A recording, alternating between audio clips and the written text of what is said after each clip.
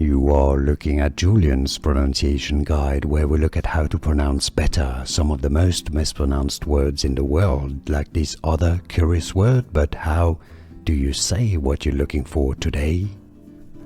We are looking at how to pronounce these names, as well as how to say more confusing names, including names of famous scientists as well. Stay tuned to the channel.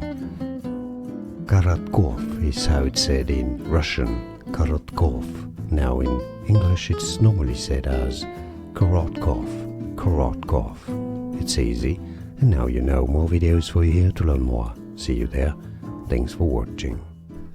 Here are more videos on how to pronounce more confusing words and names too many mispronounced. Like this video if you found it useful. I appreciate your support. I'll see you soon, and thanks for watching.